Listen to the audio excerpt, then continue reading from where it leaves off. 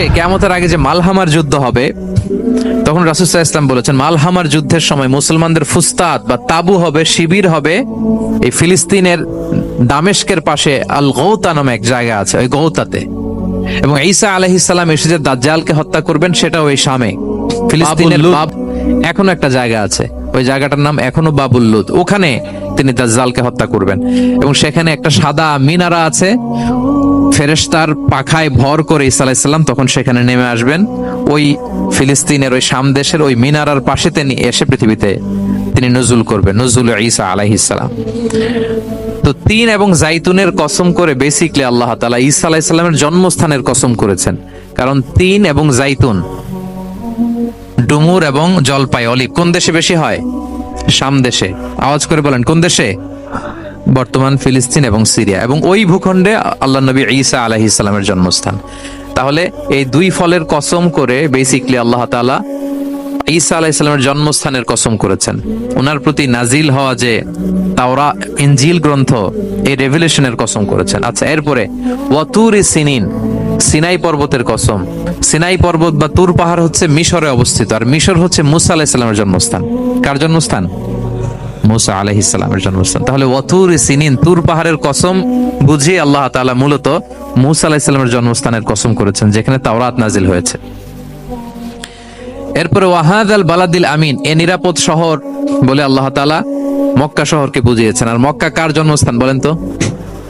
মুহাম্মদুর রাসূলুল্লাহ সাল্লাল্লাহু আলাইহি ওয়াসাল্লাম, সাইয়্যিদুল মুরসালিন, খাতামুন নবিয়্যিন, রাহমাতাল লিল আলামিন, হাবিবুল্লাহ মুহাম্মদুর রাসূলুল্লাহ সাল্লাল্লাহু আলাইহি ওয়াসাল্লামের জন্মস্থান।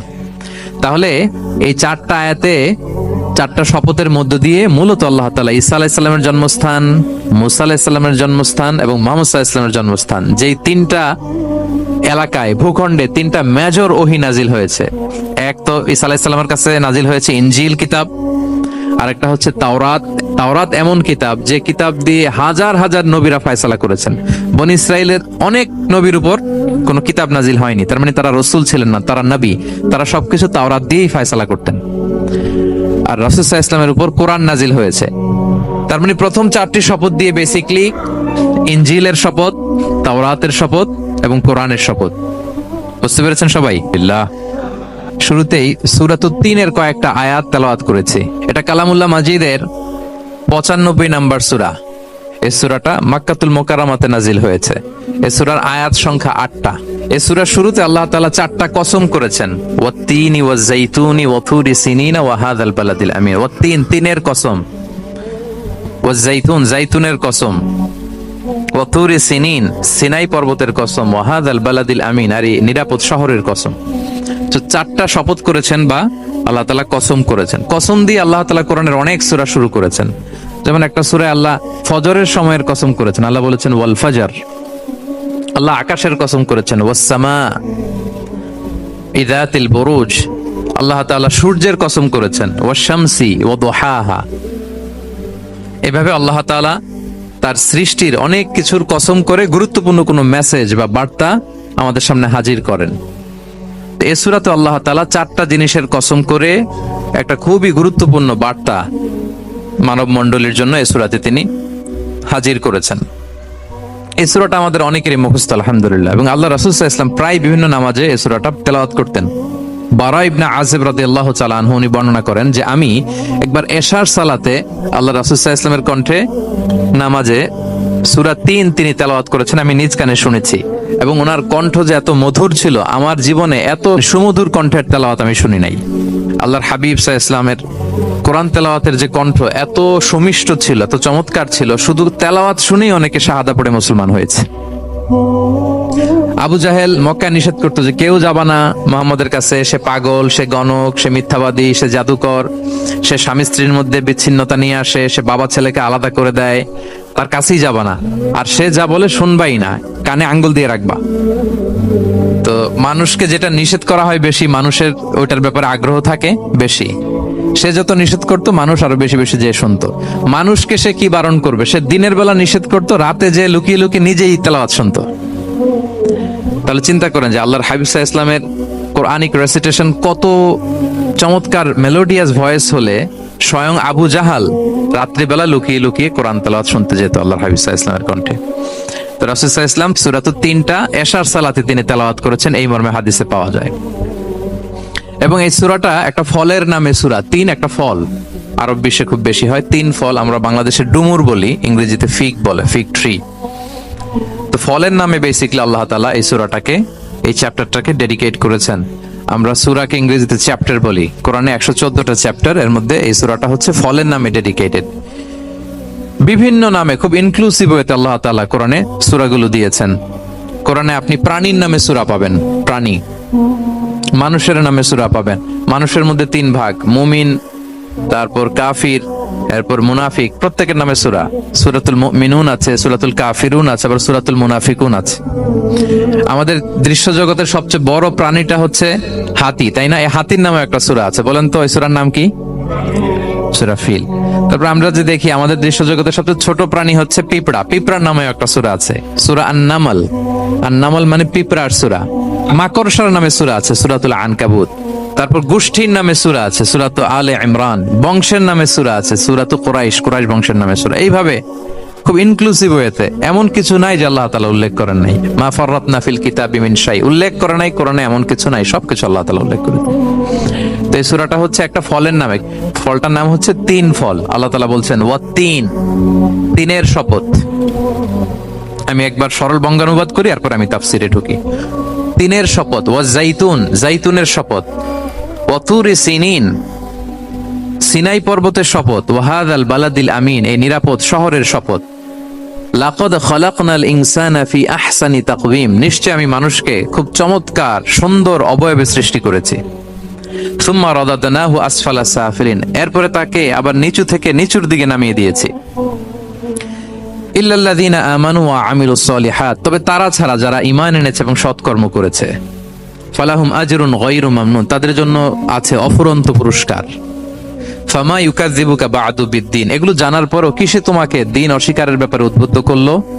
আলাইসাল্লাহু বিআহকামিল হাকিমিন, আল্লাহ তাআলা কি শ্রেষ্ঠ বিচারক নন? সাদাকাল্লাহুল আযীম। এই হচ্ছে এই সূরাটির সরল অনুবাদ। এবার আমরা তাফসিরে ঢুকি। প্রথমে আল্লাহ তাআলা বলেছেন ওয়াত-তিন, তিনের শপথ। 3 মানে তো আমরা জানলাম, 3 মানে ডুমুর। আল্লাহর হাবিব সাল্লাল্লাহু আলাইহি ওয়াসাল্লাম তিনি 3 ফল পছন্দ করতেন, এবং এটা ডায়াবেটিক্সের জন্য ভালো, ডায়াবেটিক্স নিয়ন্ত্রণ করে। আমাদের বোনদের যাদের ইররেগুলার মেনস্ট্রুয়েশনাল পিরিয়ড হয়, এটার জন্য এটা খুব ভালো, এবং খুব স্ট্রেংথ, স্ট্যামিনা আনে শরীরে। এটা জান্নাতের একটা গাছ। আদম আলাইহিস সালাম এবং হাওয়া আলাইহিস সালামকে যখন আল্লাহ বলেছিল ওয়ালা তাকরাবা হাযিহিশ শাজারাতা ফাতাকুনা মিনাজ জালিমিন, আদম এবং হাওয়া জান্নাতের সব জায়গায় যা যেতে মন চায় যাও, যা খেতে মন চায় খাও, এই নিষিদ্ধ গাছের কাছে যেও না, তাহলে তোমরা জালিম হয়ে যাবে। শয়তান এসে উল্টা বুঝালো, সে বলল তোমাদের খেতে নিষেধ করছে কেন জানো? আল্লাহ চায় না যে তোমরা জান্নাতে থাকো, আল্লাহ চায় এখান থেকে তোমাদের বের করে দিবে, কিন্তু তোমরা যদি এই গাছের ফল খাও আল্লাহ আর বের করতে পারবে না। দেখছেন শয়তানের অবস্থা? শয়তান কিন্তু নেগেটিভিটি নিয়ে সামনে আসে না, আসে খুব আপনার ওয়েল উইশার হিসেবে, উপদেশ নিয়ে খুব ভালো একটা পজিটিভ ওয়েতে আসে। তো ওনারা খেয়ে ফেললেন এই নিষিদ্ধ গাছের ফল। খাওয়ার ফলে আদম আলাইহিস সালাম, হাওয়া আলাইহিস সালাম, ওনাদের গা থেকে জান্নাতের পোশাকগুলো ঝরে পড়ে গেল। এখন কি দিয়ে ওনারা ওনাদের প্রাইভেটকে ঢাকবেন? তখন ওনারা, তাফসির ফি জিলালিল কোরআনে এসেছে যে ওনারা এই 3 গাছের পাতা নিয়ে নিজেদের প্রাইভেট ঢেকেছিলেন। সুবহানাল্লাহ। সেই 3 ফলের কসম আল্লাহ করলেন, ওয়াত-তিন, তিনের শপথ। এরপর আল্লাহ তাআলা বললেন ওয়াজ-জাইতুন, জাইতুনের শপথ। জাইতুন মানে হচ্ছে জলপাই। তো আল্লাহ তাআলা বললেন ওয়াজ-জাইতুন, জাইতুনের শপথ। জাইতুন মানে হচ্ছে জলপাই, ইংরেজিতে আমরা যেটাকে অলিভস বলি। তো আল্লাহ 3-এর কসম করলেন এবং অলিভের কসম করলেন। দুইটাই খুব উপকারী ফল, এবং আল্লাহর হাবিব সাল্লাল্লাহু আলাইহি ওয়াসাল্লাম তিনি জলপাইও খুব পছন্দ করতেন। ওনার রেগুলার ফুড আইটেমের মধ্যে জলপাই ছিল, অলিভস ছিল। এটা পাহাড়ি এরিয়া, মরুভূমিতে হয়, এবং রাসূল সাল্লাল্লাহু আলাইহি ওয়াসাল্লাম বলেছেন কুলু যাইত ওয়াদ-দাহিনু ফাইন্নাহু মিন শাজারাতিন মুবারাকা, তোমরা অলিভ অয়েল এটা খেও এবং এটা গায়ে মালিশ করো, কেননা এটা বরকতময় একটা গাছের ফল, শাজারা মুবারাকা।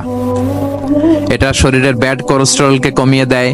দাড়িতে অ্যাপ্লাই করলে, চুলে অ্যাপ্লাই করলে সহজে পাকে না দাড়ি চুল, এবং স্কিনে অ্যাপ্লাই করলে স্কিনের জন্য ভালো, স্কিনের জন্য বেশ ভালো। এটা যাদের সুযোগ হয় আপনারা দাড়িতে চুলে অ্যাপ্লাই করবেন, খাবেন। এটা খাওয়াও যায়। তামবুতু বিদ্দুহনি ওয়া সিবগিল লিল আখিলিন, কোরআনে এসেছে। এটা অয়েল হিসেবে ইউজ করে, আবার খাবার হিসেবেও ইউজ করা যায়। সালাদ ড্রেসিং এর ক্ষেত্রে কিন্তু অলিভ অয়েল আমরা ইউজ করি। ইদানিং পিজাতে খুব ইউজ করা হয় অলিভ, জলপাইটা। তো এটা আপনারা খেতে পারেন, এটা খুবই সুস্বাদু। এবং জলপাই গাছের মানে জাইতুন গাছের ডালের মেসওয়াক খুব ভালো হয়। আল্লাহর হাবিব সাল্লাল্লাহু আলাইহি ওয়াসাল্লাম জাইতুনের ডাল দিয়ে মেসওয়াক করতেন। তিনি বলতেন নি'মাস সিওয়াকিয়া জাইতুন, সবচেয়ে শ্রেষ্ঠ মেসওয়াক হচ্ছে জাইতুনের, মিনাশ শাজারাতিল মুবারাকা, কারণ এটা বরকতময় গাছের ডালা। এবং ফাইন্নাহু সিওয়াকি ওয়া সিওয়াকুল আম্বিয়া মিন ক্বাবলি, এই জাইতুনের ডাল দিয়ে আমিও যেমনি মেসওয়াক করি, আমার আগে যত নবী পৃথিবীতে এসেছে সবাই জাইতুনের ডাল দিয়ে মেসওয়াক করতো। আল্লাহ বলেন ওয়াতিনি ওয়াজ জাইতুন, তিনের শপথ আর জাইতুনের শপথ। এরপর আল্লাহ তাআলা বললেন ওয়াতুরি সিনিন, সিনাই পর্বতের শপথ। প্রথমে দুইটা ফলের শপথ করলেন, এবার একটা পাহাড়ের শপথ করতেছেন। আপনারা কি তুর পাহাড়ের নাম শুনেছেন? হ্যাঁ, শুনেছেন। এই সিনাই পর্বত দ্বারা তুর পাহাড় উদ্দেশ্য। এটা মিশরের একটা পাহাড়, অনেক উঁচু, 2285 মিটার উঁচু। ওইটার নিচে আছে মুকাদ্দাসে তুয়া, যেখানে মুসা আলাইহিস সালামকে আল্লাহ তাআলা জুতা খুলতে বলেছিলেন, ফাখলা না আলাইকা ইন্নাকা বিল ওয়াদিল মুকাদ্দাসে তুয়া, হে মুসা তুমি পবিত্র উপত্যকায় এসেছো, জুতা খুলো। তো ওখানে সব ধর্মের লোকেরা যায়, সব ধর্মের লোকদের জন্য তীর্থস্থান, মুসলিম, জুইশ, খ্রিস্টান সবাই যায়। এটা সিনাই একটা এলাকা আছে মিশরের, north south Sinai, north Sinai, এটা সাউথ সিনাইতে অবস্থিত। তো নিচে একটা খ্রিস্টানদের প্রাচীন গির্জা আছে, সেন্ট ক্যাথেরিনা গির্জা। সেখান থেকে চলতে চলতে আপনাকে উপরে যেতে হবে, ফজরের পরে আবার চলে আসতে হবে, তা না হলে দুপুরবেলায় 10টা-11টার দিকে এমন সূর্যের প্রখর তাপ ওই পাথরের মধ্যে লাগে, ওখানে আর থাকা যায় না। একেবারে তুর পাহাড়ের উপরে সেখানে খ্রিস্টানদের জন্য ছোট্ট একটা সিনাগোগ আছে, তারা প্রার্থনা করে। খ্রিস্টানদের একটা চার্চ আছে, মুসলিমদের জন্য ছোট্ট একটা মুসল্লা আছে সূরাওয়ের মতো। আল্লাহ ওই সিনাই উপত্যকার কসম করেছেন, ওয়াতুরি সিনিন, সিনাই উপত্যকার কসম। এখানে আল্লাহ তাআলা মুসা আলাইহিস সালামকে তাওরাত দিয়েছিলেন, মেজর একটা আসমানি কিতাব দিয়েছিলেন, এবং সরাসরি মুসা আলাইহিস সালাম এই পাহাড়ের চূড়ায় বসে আল্লাহ তাআলার সাথে কথা বলতেন। ওয়া কাল্লামাল্লাহু মুসা তাকলিমা, উনি সরাসরি কথা বলতেন, এটা ওনার একটা স্পেশাল বৈশিষ্ট্য ছিল, ক্যারেক্টারিস্টিক্স। এবং আল্লাহ তাআলা নূরের তাজাল্লি দিয়ে এই পাহাড়কে একবার জ্বালিয়ে দিয়েছিলেন। আজও এই পাহাড়ের রংটা অনেকটা একটু লালচে, একটু কালোচে, একটু রেডিশ কালারের। এবং মুসা আলাইহিস সালাম এই নূরের তাজাল্লির ঝলকে তিনি বেহুশ হয়ে গিয়েছিলেন এই পাহাড়ের উপরে। ইয়াজুজ মাজুজ যখন কিয়ামতের আগে আগমন করবে, তখন মুসলমানদের সেন্টার হবে। ঈসা আলাইহিস সালাম মুসলমানদেরকে নিয়ে ওইখানে অবস্থান করবেন, এই তুর পাহাড়ের ওখানে। এবং আল্লাহর হাবিব সাল্লাল্লাহু আলাইহি ওয়াসাল্লামের মেরাজের রাতে ইসরার সময় একটা স্টেশন ছিল এই তুর পাহাড়। জিবরাইল আলাইহিস সালাম এই তুর পাহাড়ে আল্লাহর হাবিব সাল্লাল্লাহু আলাইহি ওয়াসাল্লামকে নামিয়ে বলেছিলেন যে এটা জাবাল মুসা, আপনার ভাই মুসার পাহাড়, আপনি এখানে 2 রাকাত নামাজ পড়েন, দোয়া করেন। আল্লাহর হাবিব সাল্লাল্লাহু আলাইহি ওয়াসাল্লাম এই তুর পাহাড়ে 2 রাকাত সালাত আদায় করেছিলেন এবং দোয়া করেছিলেন। আল্লাহ এই তুর পাহাড়ের কসম কাটলেন, ওয়াতুরি সিনিন, সিনাই পর্বতের কসম, যেখানে তাওরাত কিতাব নাজিল হয়েছিল। এরপর আল্লাহ তাআলা বললেন ওয়াহাদাল বালাদিল আমিন, আর এই নিরাপদ শহরের শপথ। এই শহর দ্বারা মক্কা শহর উদ্দেশ্য, কারণ রাসূল সাল্লাল্লাহু আলাইহি ওয়াসাল্লাম তখন মক্কায় ছিলেন, মক্কা নগরী। এই শহরের পূর্ব নাম ছিল বাক্কা। মক্কা নগরীকে বলা হয় উম্মুল কুরা, সব শহরের মা, সব শহরের সেন্টার, পৃথিবীর নাভিস্থল। এবং আল্লাহ তাআলা বলেছেন মান দাখালাহু কানা আমিনা, এখানে যে প্রবেশ করবে সে নিরাপদ। হেরেমের মধ্যে কিন্তু কাউকে আক্রমণ করা যায় না, কোনো খুনিও যদি ঢুকে যায় অ্যাটাক করা যাবে না। তো জাহেলি যুগে এমনটা ঘটতো, কারোর সাথে কারো শত্রুতা হলে, ধরেন যে একজন তার বাবাকে হত্যা করেছে, তো সে তাকে পেয়েছে, ওই লোক বাঁচার জন্য দৌড়াতে দৌড়াতে হেরেমের ভিতরে ঢুকে যেত, কারণ সে জানে যে হেরেমে ঢুকলে সে আমাকে মারবে না। তো পরে সে যখন হেরেম থেকে বেরোতো, আবার তার সাথে যুদ্ধ শুরু হতো। এবং এই শহরের এত মর্যাদার কারণ হচ্ছে সাইয়েদনা ইব্রাহিম আলাইহিস সালাম তিনি আল্লাহর কাছে দোয়া করেছিলেন যে রব্বি জাআল হাযা বালাদান আমিনা, হে আল্লাহ আপনি এই শহরকে নিরাপদ করেন, ওয়ারযুক আহলাহু মিনাস সামারাত, আর এই শহরের অধিবাসীদেরকে আপনি ফলমূল দিয়ে রিজিকের ব্যবস্থা করেন। এখনো দেখবেন যে সারা পৃথিবীতে যেই ফল নাই, মক্কাতে ওই ফল আছে। সারা পৃথিবী থেকে ফল ওখানে যায়। এবং মক্কার নেইবরিং সিটি তায়েফ, সেখানে অনেক ফল উৎপাদিত হয়, এখানে আসে।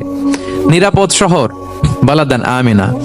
এবং আল্লাহর হাবিব সাল্লাল্লাহু আলাইহি ওয়াসাল্লাম বলেছেন যে এই মক্কা শহর আমার সবচাইতে প্রিয় শহর। বাধ্য হয়ে তিনি যখন হিজরত করলেন মদিনায়, সেদিন বারবার তিনি মক্কার দিকে পেছনে ফিরে ফিরে তাকান, আর কেঁদে কেঁদে তিনি বলতেছিলেন যে মাক্কাতু আহাব্বুল বিলাদ ইলাইয়া, মক্কা আমার কাছে সবচেয়ে প্রিয় নগরী। লাউলা উখরিজতু লামা খারাজতু, আমাকে যদি জোর করে বের করে দেয়া না হতো, আমি কোনোদিন মক্কা ছেড়ে অন্য কোথাও যেতাম না। আল্লাহর হাবিব সাল্লাল্লাহু আলাইহি ওয়াসাল্লামের সবচেয়ে প্রিয় শহর ছিল মক্কা, এবং এটা আল্লাহর হাবিব সাল্লাল্লাহু আলাইহি ওয়াসাল্লামের জন্মস্থান, মাকান মাউলিদির রাসূল। রাসূল সাল্লাল্লাহু আলাইহি ওয়াসাল্লামের বিলাদাত হয়েছে এই শহরে। এবং এই শহরকে আল্লাহ বলেছেন মাসাবাতান লিন্নাসি ওয়া আমনা, মানুষের মিলনস্থল, কেন্দ্রস্থল। সারা পৃথিবী থেকে মানুষ ওখানে যায়। আপনি যে রমাদানে যদি মক্কায় যান, আল্লাহু আকবার, লক্ষ লক্ষ উমরা পালনকারী সেখানে, ইউরোপ থেকে, আফ্রিকা থেকে, অস্ট্রেলিয়া থেকে, এশিয়া থেকে, সারা পৃথিবীর মানুষের মিলনস্থল। ওখানে গেলে আপনি দেখবেন মাসাবাতান লিন্নাসি ওয়া আমনা, নিরাপদ জায়গা এবং মানুষের মিলনস্থল এটা। এখানে এমন মসজিদ আল্লাহ রেখেছেন কাবা ঘরের চারদিকে, এটাকে বলা হয় মসজিদুল হারাম, যে মসজিদে 1 রাকাত সালাত পড়লে 1 লক্ষ রাকাতের সওয়াব হয়। আল্লাহর ঘরকে কেন্দ্র করে তাওয়াফের নির্দেশ দেওয়া হয়েছে, ওয়ালিয়াত তাওয়াফু বিল বাইতিল আতিক। পৃথিবীর কোনো ঘরকে তাওয়াফ করা যায় না, কোনো ঘরকে, এই একটা মাত্র ঘর যেটাকে এর চারদিকে এরকম তাওয়াফ করা যায়। তাহলে এই পবিত্র ঘর, পবিত্র মসজিদ যেই শহরে অবস্থিত, সেই শহরের কসম আল্লাহ করেছেন। আল্লাহ বললেন ওয়াহাদাল বালাদিল আমিন, এই নিরাপদ শহরের কসম, মানে মক্কা শহরের কসম। আমরা আপাত দৃষ্টিতে আমাদের কাছে মনে হচ্ছে দুইটা ফলের কসম, একটা পাহাড়ের কসম, একটা নগরীর কসম। আসলে বেসিকলি আল্লাহ তাআলা এই 4টা শপথ দিয়ে 3 নবীর জন্মস্থান, 3 নবীর নবুয়তের কসম করেছেন। কিভাবে সেটা আমি মিলিয়ে দেই।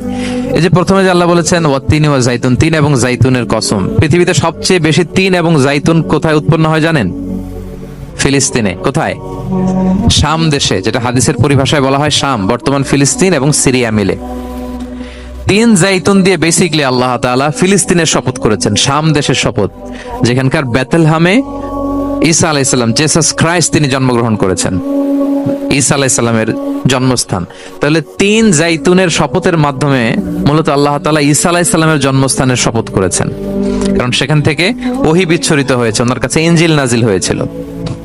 এবং এই শামের মর্যাদার ব্যাপারে অনেক কথা আল্লাহর হাবিব সাল্লাল্লাহু আলাইহি ওয়াসাল্লাম তিনি বলেছেন। আল্লাহ রাসূল সাল্লাল্লাহু আলাইহি ওয়াসাল্লাম যখন মেরাজে যান, তখন মক্কা থেকে এই শাম দেশে ফিলিস্তিনের বাইতুল মাকদাসে রাসূল সাল্লাল্লাহু আলাইহি ওয়াসাল্লামকে নিয়ে যাওয়া হয়েছিল। এবং রাসূল সাল্লাল্লাহু আলাইহি ওয়াসাল্লাম প্রায় বলতেন তুবা আলি শাম, শামের জন্য বরকত, কেননা ফেরেশতারা তাদের রহমতের পাখা শাম দেশের উপর বিছিয়ে রেখেছে। এবং তিনি বলতেন ফিতনার সময় আলাইকুম বিশাম, তোমরা শামে যেও, শামে থেকো। এবং তিনি দোয়া করেছেন আল্লাহুম্মা বারিক লানা ফি শামিনা, আল্লাহ তুমি আমার শামে, শাম অঞ্চলে আল্লাহ তুমি বরকত দিও। এবং হাদিসে এসেছে এই শামই হচ্ছে আরদুল মাহশার, এখানেই হাসর হবে। শাম অঞ্চলকে বিস্তীর্ণ করে এখানেই ময়দানুল মাহশার আল্লাহ তাআলা কায়েম করবেন, হাসরের ময়দান এখানেই হবে। এবং সেখানেই হচ্ছে সানিউল কিবলাতাইন, আমাদের আগের কিবলা কিন্তু বাইতুল মাকদাসের দিকে ছিল, যেটা শামে অবস্থিত, ফিলিস্তিনে বাইতুল মুকাদ্দাস, যেই মসজিদে নামাজ পড়লে 1 রাকাতে 500 রাকাতের সওয়াব। 3টা মসজিদে সালাত পড়লে স্পেশাল ভার্চুর কথা আছে, এর বাইরে আর অন্য মসজিদের বিশেষ কোনো ফজিলত নাই, বাকি সব মসজিদ সমান। এক হচ্ছে মসজিদুল হারাম, 1 রাকাতে 1 লক্ষ রাকাত। 2 নম্বর মসজিদে নববী, 1 রাকাতে 1000 রাকাতের সওয়াব। আর একটা দুর্বল বর্ণনায় 50,000 রাকাতের সওয়াব। 3 নম্বরে এই মসজিদুল আকসা, 1 রাকাতে 500 রাকাতের সওয়াব। 3 মসজিদে যেন আমরা যে সালাত আদায় করতে পারি, আল্লাহ তুমি তৌফিক দান করো। 2 মসজিদে তো একেবারেই সহজ যাওয়া, মক্কা মদিনাতে। বাইতুল মাকদাসের জন্য আমরা যেতে পারি, আল্লাহ তুমি সেই পরিস্থিতি আমাদের জন্য তৈরি করে দাও। তাই বাইতুল মাকদাসের দিকে রাসূল সাল্লাল্লাহু আলাইহি ওয়াসাল্লাম টানা 14 বছর নামাজ পড়েছেন। 14 বছর। প্রথম 13 বছর কোনো সমস্যা হয়নি মক্কায়, কারণ তখন কেবলা বাইতুল মুকাদ্দাস থাকলেও রাসূল সাল্লাল্লাহু আলাইহি ওয়াসাল্লাম সামনে রাখতেন কাবাকে। কেবলা বাইতুল মুকাদ্দাস, কিন্তু তিনি তো মক্কায় ছিলেন নবুয়তের প্রথম 13 বছর, সামনে কাবাকে রাখতেন, তারপরে টু দ্য ডাইরেকশন অফ বাইতুল মাকদাস। কিন্তু যখন মদিনায় গেলেন তখন তো আর কাবা নাই, তখন রাসূল সাল্লাল্লাহু আলাইহি ওয়াসাল্লাম কাবাকে মিস করতে আরম্ভ করলেন। আর প্রায় আল্লাহর কাছে কামনা করতেন আমার বংশের গোড়া ইব্রাহিম আলাইহিস সালামের রুট, যেখানে আমার জন্মস্থান, সেই কাবার দিকে যদি আবার কিবলাটা ফিরিয়ে দেয়া হতো। কদ নারা তাকাল্লুবা ওয়াজহিকা ফিস সামা ফালানুওয়াল্লিয়ান্নাকা কিবলাতান তারদাহা। আল্লাহ আয়াত নাযিল করলেন, নবী আপনি আকাশের দিকে তাকিয়ে কি ভাবেন আমি বুঝি, আপনি চান কিবলা যেন আমি মক্কার দিকে ঘুরিয়ে দেই। আল্লাহ তাআলা ঘুরিয়ে দিলেন। আল্লাহ বলেন ফাওয়াল্লি ওয়াজহাকা শাতরাল মসজিদিল হারাম, এখন থেকে মসজিদুল হারামের দিকে আপনি টু দ্য ডাইরেকশন অফ কিবলা নামাজ পড়বেন। কিবলা চেঞ্জ হয়ে গেল। তো মদিনায় যে 16-17 মাস, আর মক্কায় 13 বছর, মোট 14 বছর আল্লাহর হাবিব সাল্লাল্লাহু আলাইহি ওয়াসাল্লাম এই মসজিদুল আকসার দিকেই হয়ে তিনি নামাজ পড়েছেন। এটা আমাদের আগের কিবলা ছিল। এবং শেষে কিয়ামতের আগে যে মালহামার যুদ্ধ হবে, তখন রাসূল সাল্লাল্লাহু আলাইহি ওয়াসাল্লাম বলেছেন মালহামার যুদ্ধের সময় মুসলমানদের ফুস্তাদ বা তাবু হবে, শিবির হবে এই ফিলিস্তিনের দামেস্কের পাশে আল গৌতা নামে এক জায়গা আছে, ওই গৌতাতে। এবং ঈসা আলাইহিস সালাম এসে যে দাজ্জালকে হত্যা করবেন, সেটাও এই শামে, ফিলিস্তিনের বাবুল লুদ এখনো একটা জায়গা আছে, ওই জায়গাটার নাম এখনো বাবুল লুদ। ওখানে তিনি দাজ্জালকে হত্যা করবেন এবং সেখানে একটা সাদা মিনারা আছে, ফেরেশতার পাখায় ভর করে ঈসা আলাইহিস সালাম তখন সেখানে নেমে আসবেন। ওই ফিলিস্তিনের ওই শাম দেশের ওই মিনারার পাশে তিনি এসে পৃথিবীতে তিনি নুজুল করবেন, নুজুল ঈসা আলাইহিস সালাম। তো তিন এবং জাইতুনের কসম করে বেসিকলি আল্লাহ তাআলা ঈসা আলাইহিস সালামের জন্মস্থানের কসম করেছেন। কারণ তিন এবং জাইতুন, ডুমুর এবং জলপাই, অলিভ কোন দেশে বেশি হয়? শাম দেশে। আওয়াজ করে বলেন কোন দেশে? বর্তমান ফিলিস্তিন এবং সিরিয়া, এবং ওই ভূখণ্ডে আল্লাহ নবী ঈসা আলাইহিস সালামের জন্মস্থান। তাহলে এই দুই ফলের কসম করে বেসিকলি আল্লাহ তাআলা ঈসা আলাইহিস সালামের জন্মস্থানের কসম করেছেন। ওনার প্রতি নাজিল হওয়া যে তাওরাত ইনজিল গ্রন্থ, এই রেভেলেশনের কসম করেছেন। আচ্ছা, এরপরে ওয়াতুরি সিনিন, সিনাই পর্বতের কসম। সিনাই পর্বত বা তুর পাহাড় হচ্ছে মিশরে অবস্থিত, আর মিশর হচ্ছে মুসা আলাইহিস সালামের জন্মস্থান। কার জন্মস্থান? মুসা আলাইহিস সালামের জন্মস্থান। তাহলে ওয়াতুরি সিনিন, তুর পাহাড়ের কসম বুঝিয়ে আল্লাহ তাআলা মূলত মুসা আলাইহিস সালামের জন্মস্থানের কসম করেছেন, যেখানে তাওরাত নাজিল হয়েছে। এরপরে ওয়াহাদাল বালাদিল আমিন, এ নিরাপদ শহর বলে আল্লাহ তাআলা মক্কা শহরকে বুঝিয়েছেন। আর মক্কা কার জন্মস্থান বলেন তো? মুহাম্মদুর রাসূলুল্লাহ সাল্লাল্লাহু আলাইহি ওয়াসাল্লাম, সাইয়্যিদুল মুরসালিন, খাতামুন নবিয়্যিন, রাহমাতাল লিল আলামিন, হাবিবুল্লাহ মুহাম্মদুর রাসূলুল্লাহ সাল্লাল্লাহু আলাইহি সাল্লামের জন্মস্থান। তাহলে এই চারটা আয়াতে, চারটা শপথের মধ্য দিয়ে মূলত আল্লাহ তাআলা ঈসা আলাইহিস সালামের জন্মস্থান, মুসা আলাইহিস সালামের জন্মস্থান এবং মুহাম্মদ সাল্লাল্লাহু আলাইহি সাল্লামের জন্মস্থান, যেই তিনটা এলাকায়, ভূখণ্ডে তিনটা মেজর ওহী নাজিল হয়েছে। এক তো ঈসা আলাইহিস সালামের কাছে নাজিল হয়েছে ইনজিল কিতাব, আরেকটা হচ্ছে তাওরাত। তাওরাত এমন কিতাব যে কিতাব দিয়ে হাজার হাজার নবীরা ফয়সালা করেছেন। বনি ইসরাইলের অনেক নবীর উপর কোনো কিতাব নাজিল হয়নি, তার মানে তারা রসুল ছিলেন না, তারা নবী। তারা সবকিছু তাওরাত দিয়েই ফয়সালা করতেন। আর রাসূল সাল্লাল্লাহু আলাইহি ওয়াসাল্লামের উপর কোরআন নাজিল হয়েছে। তার মানে প্রথম চারটি শপথ দিয়ে বেসিকলি ইনজিলের শপথ, তাওরাতের শপথ এবং কোরআনের শপথ। বুঝতে পেরেছেন সবাই? আল্লাহ ওহির শপথ করেছেন। দেখেন, ফল, পাহাড়, নগরী মাড়িয়ে সারা পৃথিবী ঘুরিয়ে আপনাদেরকে শেষ পর্যন্ত ইনজিল, তাওরাত এবং কোরআনে নিয়ে আসছি। আসছেন আমার সাথে? আসছেন? হ্যাঁ, এই রেভেলেশনের শপথ আল্লাহ করেছেন। তাহলে ওয়াত্তিনি ওয়াজাইতুনি ওয়াতুরি সিনিনা ওয়া হাযাল বালাদিল আমিন, এই চার আয়াতে চারটা শপথের মধ্য দিয়ে মূলত আল্লাহ তাআলা আসমান থেকে নাজিল হওয়া যে ওহী, এই ওহীর শপথ অথবা ওহী যেই ভূখণ্ডে নাজিল হয়েছে সেই ভূখণ্ডগুলোর শপথ করে আল্লাহ একটা গুরুত্বপূর্ণ কথা বলবেন। সেটা কি? আল্লাহ তাআলা বললেন, লাকাদ খালাকনাল ইনসানা ফি আহসানি তাকওয়িম, আর আমি মানুষকে অত্যন্ত চমৎকার অবয়বে সৃষ্টি করেছি, চমৎকার গঠনে, চমৎকার স্ট্রাকচারে, ডিজাইনে সৃষ্টি করেছি। মানুষের দৈহিক অবকাঠামো গঠন এটা যেমনি চমৎকার, মানুষের ইন্টেলেকচুয়াল কাঠামো এটা চমৎকার, মানুষের আচরণগত যে বিহেভিয়ারাল ট্রেটস, ক্যারেক্টারিস্টিক্স এটাও চমৎকার। প্রত্যেক দিক থেকে আল্লাহ তাআলা নান্দনিকভাবে মানুষকে তিনি তৈরি করেছে। আমরা যদি দেহের কথা বলি, হিউম্যান অ্যানাটমি নিয়ে যাদের ধারণা আছে, আপনি শুনলে অবাক হবেন এত জটিলভাবে আমাদের দেহটা ফাংশন করে। ঠিক যেই মুহূর্তে আমি কথা বলতেছি, আমার ব্রেইন সচল, আমার নার্ভ সিস্টেম সচল, হেয়ারিং সিস্টেম, স্মেলিং সিস্টেম, আমার এই যে হার্ট সচল, সিস্টোলিক, ডায়াস্টোলিক, অলিন্দ নিলয় হচ্ছে, আমার লাং কাজ করতেছে, কিডনি ইজ ওয়ার্কিং পারফেক্টলি, সব কিছু কাজ করতেছে। এত সূক্ষ্মভাবে আমাদের দেহটা কাজ করে, এটাকে ইংরেজিতে বলে মরফোলজি, আকৃতি সংক্রান্ত যে বিদ্যা। এটা নিয়ে যদি আপনি দেখেন যে মানুষের হাত কিভাবে কাজ করে, মানুষের পা কিভাবে কাজ করে, মানুষের হিউম্যান ব্রেইন কিভাবে কাজ করে, আপনি অবাক হবেন।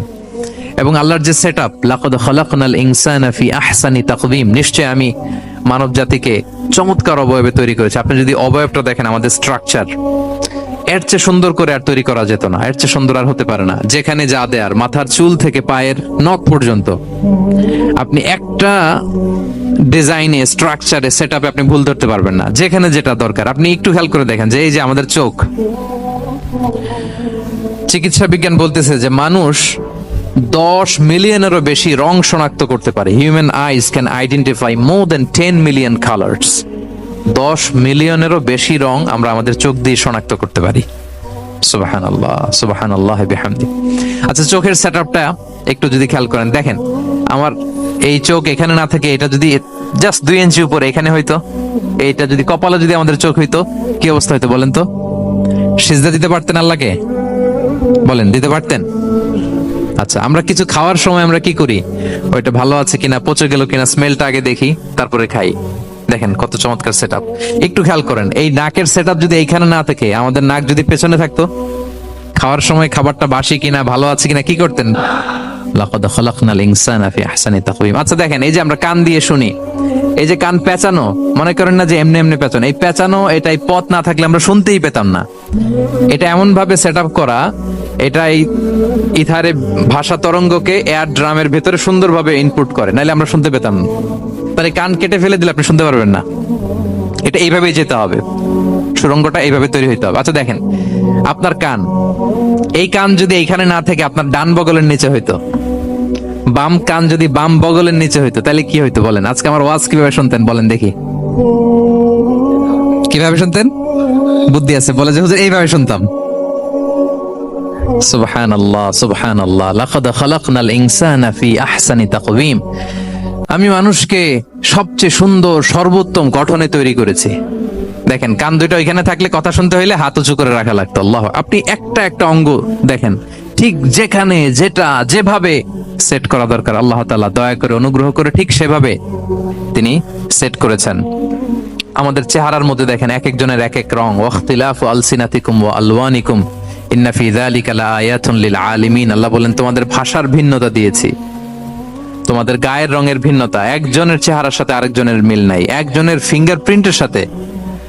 আয়াহসাবুল ইনসানু আল্লান নাজমাআ ইযামা বালা কাদিরিনা আলা আন নুসাউইয়া বানানা। মানুষ ভেবেছে সে মারা গেলে তাকে আমি তার অস্থি মজ্জা হাড় গোশত চামড়া জোড়া লাগাতে পারবো না। আরে তার আঙ্গুলির অগ্রভাগ পর্যন্ত আমি সুবিন্যস্ত করে আমার কাছে রেখে দিয়েছি, ফিঙ্গারপ্রিন্ট। আমাদের ফিঙ্গারপ্রিন্ট গুলো আল্লাহর কাছে সংরক্ষিত, একজনের ফিঙ্গারপ্রিন্টের সাথে আরেকজনেরটা মিলে না।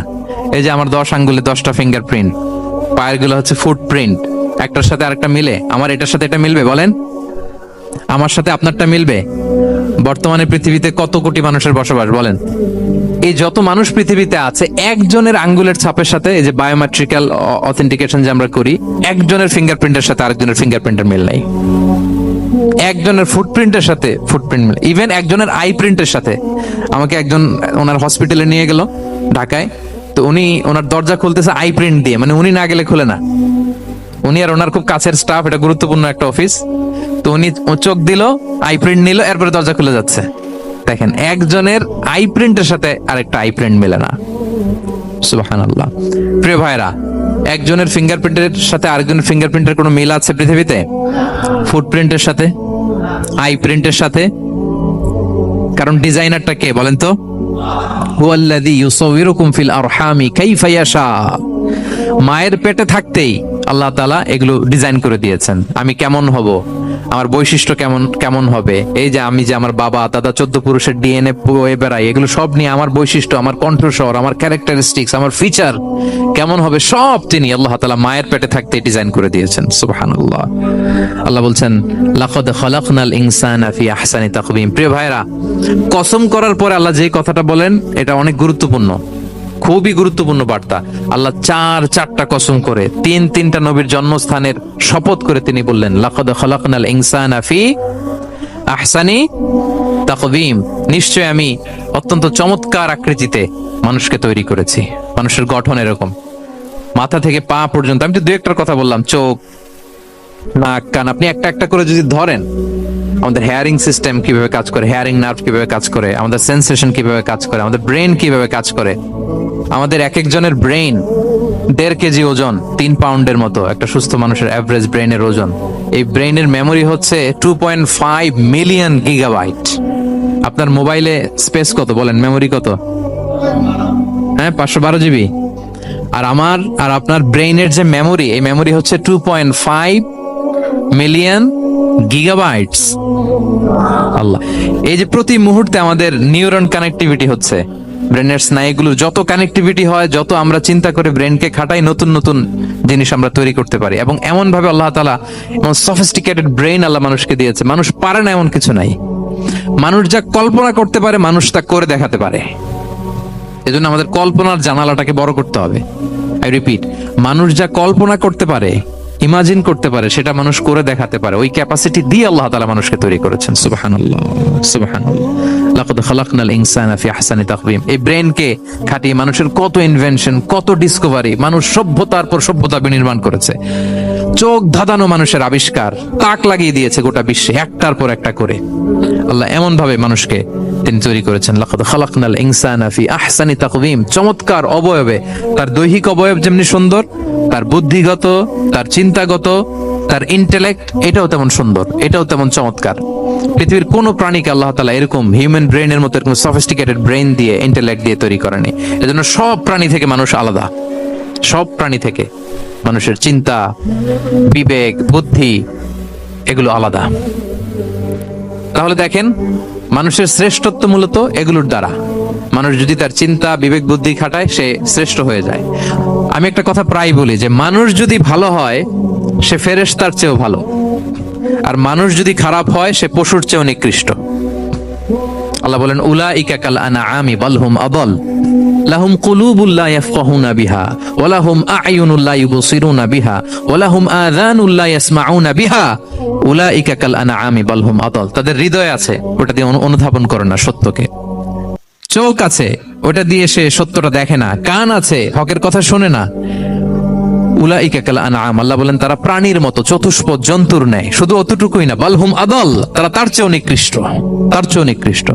তাহলে মানুষ ভালো হলে সে ফেরেশতাকে ছাড়িয়ে যায়, আর মানুষ নিকৃষ্ট হলে সে পশুত্বকে হার মানায়। কথা বুঝতে পেরেছেন? মানে আমরা ভালো হলে সবচেয়ে ভালো, খারাপ হলে সবচেয়ে খারাপ। একটা পশু আর একটা পশুকে হত্যা করে কেটে 20 টুকরা করছে, এরকম কোন নিউজে আসছে কোনোদিন? কিন্তু আশরাফুল মাখলুকাত মানুষ তার মতো রক্তে মাংসে গড়া আরেকটা মানুষকে নির্মম ভাবে হত্যা করে কেটে 20 টুকরা করে বস্তাবন্দি করে ডোবার মধ্যে ফেলে রাখছে, এরকম নিউজ আছে না বলেন? আছে। মানুষ তার মতো একটা মানুষকে নির্মম ভাবে হত্যা করে। এরকমও তো আছে যে কেরোসিন দিয়ে তার মতো আরেকটা মানুষকে সে জ্বালিয়ে দিয়েছে, আছে না নাই বলেন? গ্রামের পর গ্রাম জ্বালিয়ে দেয়, জনপদের পর জনপদ ধ্বংস করে দেয়, বোমা মেরে শহর উড়িয়ে দেয়। লিটল বয় মেরেছিল আমেরিকান সোলজাররা জাপানের হিরোশিমা শহরের উপর। আমি হিরোশিমা তো গত বছর ভিজিট করে আসলাম, আমি নিজে দেখে এসেছি যে এখানে বোমটা মেরেছে। মুহূর্তের মধ্যে পুরো শহর ভ্যানিশ, এমন রেডিয়েশন। তো যেই আমেরিকান পাইলট বোমা মারতেছে সেও মানুষ, সেও কি? আর যাদেরকে ধ্বংসের জন্য এই লিটল বয় মারলো হিরোশিমাতে আর ফ্যাটম্যান মারলো নাগাসাকিতে, এরাও কি? তাহলে দেখেন, মানুষ তার মতো আরেকটা মানুষকে এরকম মেরে টুকরো টুকরো কুচি কুচি করতে সে দ্বিধাবোধ করে না। আল্লাহ, মানুষ গণহত্যা চালায়, জেনোসাইড। এই যে আমাদের বাংলাদেশে তো কিছুদিন আগে হলো গণহত্যা, হেলিকপ্টার থেকে গুলি করে বাচ্চা মেরে ফেলতেছে। কার বাচ্চা, কার কলিজার টুকরা সন্তান, ডোন্ট কেয়ার। জনগণের টাকায়, ট্যাক্সের টাকায় কেনা বুলেট, হেলিকপ্টার দিয়ে জনগণকে, ছাত্রদেরকে হত্যা করা হয়েছে। দেখেন, সেও মানুষ। যারা হত্যা করতেছে, গণহত্যা, জেনোসাইড চালিয়েছে, তারাও মানুষ। তাহলে মানুষ যদি খারাপ হয়, মানুষের চেয়ে খারাপ আর কেউ হয়? আর মানুষ ভালো হলে মানুষের চেয়ে ভালো কেউ হতে পারে? মানুষ এমন জায়গায় যেতে পারে যেখানে ফেরেশতারাও যেতে পারে না। জিবরাইল ইসলামের যাওয়ার সীমানা যেখানে শেষ, মুহাম্মদ সাল্লাল্লাহু আলাইহি ওয়াসাল্লামের ঊর্ধ্ব জগতের কাহিনী সেখান থেকে শুরু। আল্লাহু আকবার। তাহলে মানুষ ভালো হলে ফেরেশতাকে ছাড়ায়, মানুষ খারাপ হলে পশুত্বকে হার মানায়। So the decision is yours. রাস্তা দুইটা, আপনি কোন দিকে যাবেন? আপনি কি ডান দিকে জান্নাতের পথে যাবেন নাকি বাঁ দিকে জাহান্নামের পথে যাবেন? সিদ্ধান্ত আপনার। আল্লাহ তাআলা বললেন লাকাদ খালাকনাল ইনসানা ফি আহসানি তাকওয়িম। আমি মানুষকে চমৎকার আকৃতিতে তৈরি করেছি। হাতের মেকানিজম কি, পায়ের মেকানিজম কি, আমার চেয়ে আপনারা ভালো জানেন। এগুলো ঘন্টার পর ঘন্টা আপনি বলতে পারবেন যে কেমন ভাবে আল্লাহ তাআলা তৈরি করেছেন। আল্লাহ বলেন মানুষকে আমি অত্যন্ত চমৎকার আকৃতি দিয়ে তৈরি করেছি। তার সৃষ্টিগত কাঠামো, তার বুদ্ধিবৃত্তিক কাঠামো, তার চিন্তাগত কাঠামো, তার আচরণগত কাঠামো, তার নৈতিকতায় তাকে এমন উচ্চ মর্যাদার আসন আমি দিয়েছি, এটা যদি সে অ্যাচিভ করে, বিলং করে, তাহলে তার চেয়ে শ্রেষ্ঠ কেউ আর হতে পারে? কিন্তু আল্লাহর দেয়া এই ক্যাপাসিটি গুলো, এই নেয়ামাগুলো যদি সে অ্যাকসেপ্ট না করে, সে যদি পশুত্বের পথে হাঁটে, সে যদি শয়তানের দেখানো পথে হাঁটে, তাহলে সে এত নিচে যাবে, অন্য কেউ আর এত নিচে যেতে পারে না। মানুষ যত নিচে যেতে পারে, ফেরেশতারাও অত নিচে যেতে পারবে না, জিন জাতিও পারবে না, কোনো প্রাণীর পক্ষে যাওয়া সম্ভব না। তাহলে মানুষকে আল্লাহ তাআলা এমন সফিস্টিকেটেড ওয়েতে তৈরি করেছেন, চাইলে সে সবার উপরে যেতে পারে। আবার চাইলে আল্লাহর দেয়া নেয়ামতগুলোকে যদি সে ভিন্ন খাতে প্রবাহিত করে সে সবচেয়ে নিকৃষ্ট হতে পারে।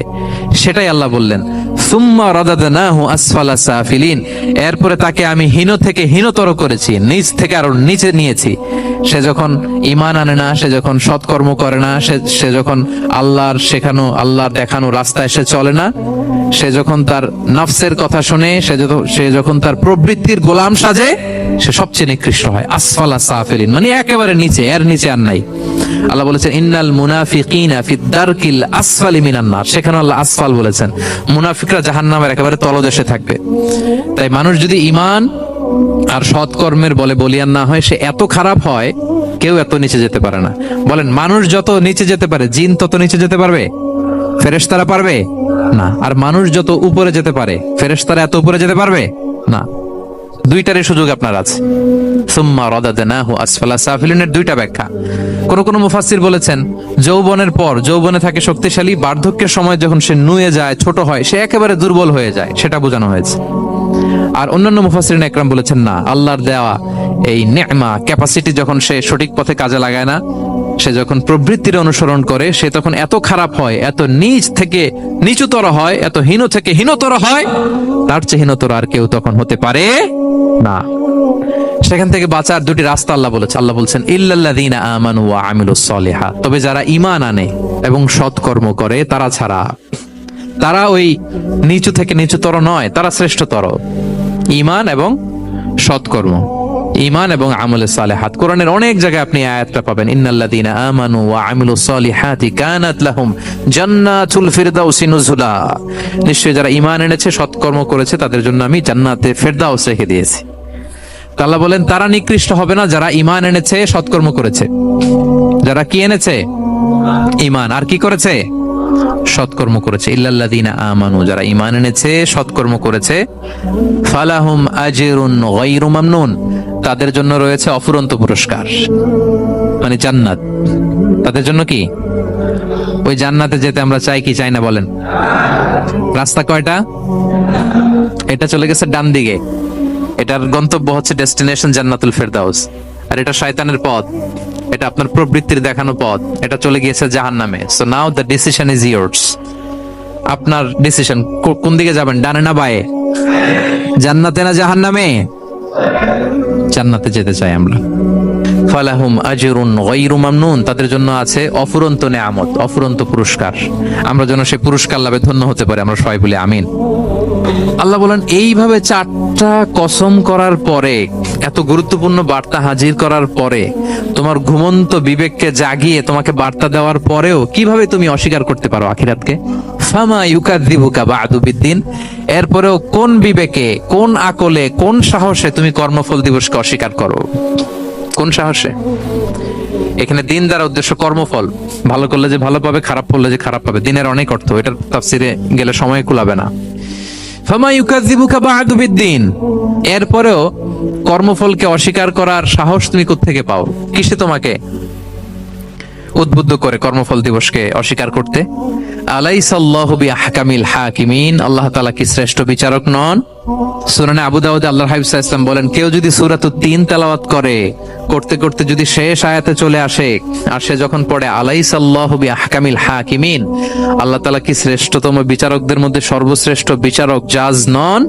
তখন সে যেন উত্তর দেয়, এটা তো আল্লাহর প্রশ্ন। আলাইসাল্লাহু বিআহকামিল হাকিমিন, আল্লাহ আমাদেরকে প্রশ্ন ছুড়ে দিয়েছেন যে আল্লাহ তাআলা কি শ্রেষ্ঠ বিচারক নন? তখন যে তেলাওয়াত করে সে যেন বলে বালা বালা ওয়া আনা আলা যালিকা মিনাশ শাহিদিন। বালা মানে অবশ্যই, হ্যাঁ আল্লাহ অবশ্যই আপনি শ্রেষ্ঠ বিচারক, আর আপনি যে শ্রেষ্ঠতম বিচারক এই সাক্ষী আমি দিচ্ছি, এই ঘোষণা আমি দিচ্ছি। পড়েন সুবহানাল্লাহ। আপনি দেখবেন মসজিদুল হারামে, হারামাল মাক্কিতে যখন তেলাওয়াত করে ইমাম সাহেবেরা, এই আয়াতের পরেই যদি রুকুতে যায় দেখবেন ফিসফিস করে বলে যে বালা বালা ওয়া আনা আলা যালিকা মিনাশ শাহিদিন। আমি নিজে শুনেছি, দেখবেন ওনার এটা পরে, কারণ আল্লাহ এখানে প্রশ্ন ছুড়ে দিয়েছেন। আর উত্তর হিসেবে বলতে হবে বালা ওয়া আনা আলা যালিকা মিনাশ শাহিদিন, আল্লাহ অবশ্যই আপনি শ্রেষ্ঠ বিচারক। আল্লাহর চাইতে শ্রেষ্ঠ বিচারক আর হতে পারে? আমরা কত লাকি যে আল্লাহর আহকামুল হাকিমিন হিসেবে বিচারক পেয়েছি। আমাদের বিচার যদি অন্য কেউ করতো, নিজেরা যদি নিজেদের, আল্লাহ যদি বলতো তোরটা বিচার তুই কর আর তোরটা তুই কর, কি অবস্থা হইতো বলেন? যার সাথে যার শত্রুতা আছে ওইখানে দেখাই দিত। কিন্তু আমরা বিচারক হিসেবে পেয়েছি কাকে? আল্লাহ কি পার্সিয়ালিটি করবে বিচারে? স্বজন প্রীতি করবে? কারো উপর জুলুম করবে? কাউকে ঠকাবে? আল্লাহ বলেন ওয়ামা আনা বিযাল্লামিল লিল আবিদ, আমি কখনো আমার বান্দার উপর জুলুম করি না। নাদাউল মাওয়াজিনাল কিসত লিয়াউমিল কিয়ামা, কিয়ামতের দিন আমি মিজান নামে এমন এক ন্যায় বিচারের মানদণ্ড স্থাপন করব, ফালা তুযলামু নাফসুন শাইআ, এক বিন্দু পরিমাণ কেউ মাজলুম হবে না। এক বিন্দু পরিমাণ কেউ মাজলুম হবে না। এজন্য দুনিয়াতে যদি বিচার না পান, আল্লাহর দরবার বিচারটা দিয়ে রাখেন, সেদিন বিচার হবে। আহকামুল হাকিমিন আপনারা ঠকাবে না। দুনিয়াতে বিচার পান নাই, মাজলুম হয়েছেন, মানুষ ভুল বুঝছে, কেউ আপনার ঠিক মতো বুঝে নাই, আপনার কথাটা কাকে বলবেন? বিপদে পড়লে ক্রাইসিস মোমেন্টে কাকে শেয়ার দিবেন? না ফেসবুকে শেয়ার দিবেন? আমরা তো ফেসবুকে শেয়ার দিয়ে দিই এখন। ফেসবুকে শেয়ার দেওয়ার আগে, বন্ধুকে শেয়ার দেওয়ার আগে, স্ত্রীর কাছে শেয়ার করার আগে আমার সমস্যার কথা আগে শেয়ার করব কাকে? কারণ আলাইসাল্লাহু বি আহকামিল হাকিমিন, আল্লাহ বলছেন আমি কি শ্রেষ্ঠ বিচারক নই? বালা বালা ইয়া রব ওয়া আনা আলা যালিকা মিনাশ শাহিদিন, অবশ্যই আল্লাহ আপনি শ্রেষ্ঠ বিচারক। ক্লিয়ার হয়েছে না সবার কাছে?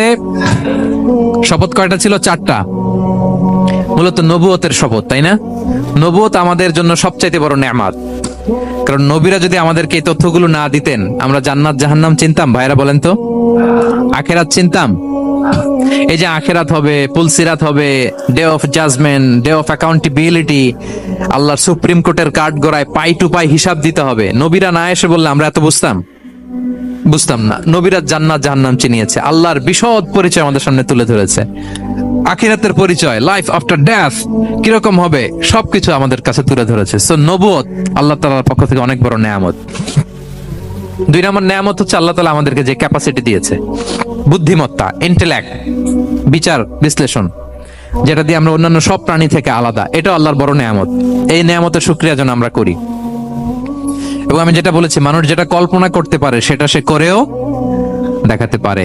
সো আল্লাহ তাআলা যাকে যেই কোয়ালিটি দিয়েছে, ক্যাপাসিটি দিয়েছে, আমরা যেন এই নেয়ামতের শুকরিয়া করি। নেয়ামতের শুকরিয়া করলে এই নেয়ামত দেওয়ার ধারাবাহিকতা এটা বাড়িয়ে দেয় কে? লা ইন শাকারতুম লা আযীদান্নাকুম ওয়া লা ইন কাফারতুম ইন্না আযাবি লাশাদীদ। শুকরিয়া করলে নেয়ামত আরো বাড়িয়ে দেব। তাহলে প্রথম নেয়ামত ছিল নবুয়ত, প্রফেটহুড, প্রফেসি, এটা অনেক বড় নেয়ামত। এই রেভেলেশন এসে আমাদেরকে এনলাইটেন করেছে। তা না হলে আমাদের গড কে, গডের ফিচার কি, আখেরাত কি, জান্নাত কি, জাহান্নাম কি, the concept of punishment, concept of আখেরা, কিছু আমরা ভালোভাবে বুঝতাম না। এটার শপথ আল্লাহ করেছেন। আল্লাহ আমাদেরকে নেয়ামত দিয়েছেন, ক্যাপাসিটি দিয়েছেন, সক্ষমতা দিয়েছেন, সবচাইতে সফিস্টিকেটেড ব্রেন দিয়ে তৈরি করেছেন, এটা একটা বড় নেয়ামত। এবং রাস্তা দেখিয়ে দিয়েছেন, হয় ডানে নয় বায়ে। এবং তিনি আশ্বাস দিয়েছেন যে তোমাদেরকে সঠিক ফায়সালার মাধ্যমে বিচার করা হবে সেদিন। তাই আমাদের বিপদে আপদে সব সময় আমরা যেন ফরিয়াদ করি এক মহান সত্তার কাছে। বলুন তো আওয়াজ করে, তিনি কে? বিশ্বনবীর জামানায় সাহাবারা এমন ভাবে নামাজ পড়তেন, নামাজের মধ্যে তাদের খুশু খুদু বেড়ে আল্লাহর আরশ পর্যন্ত চলে যেত। জোরে কোন ঠিক কিনা? قد أفلح المؤمنون الذين هم في صلاتهم خاشعون. Successful indeed are the believers who offer their 5 times salah with full of solemnity and submission. সফল তো তারা যারা নামাজের মুসল্লায় দাঁড়ালে দিন দুনিয়ার হুঁশ তার থাকে না, তার চিন্তা চলে যায় কার দিকে? এজন্য খবরদার, নামাজের মধ্যে অলসতা করো না ভাইয়েরা। নামাজের মধ্যে যারা অলসতা করে তারা মুমিন নাকি মুনাফিক?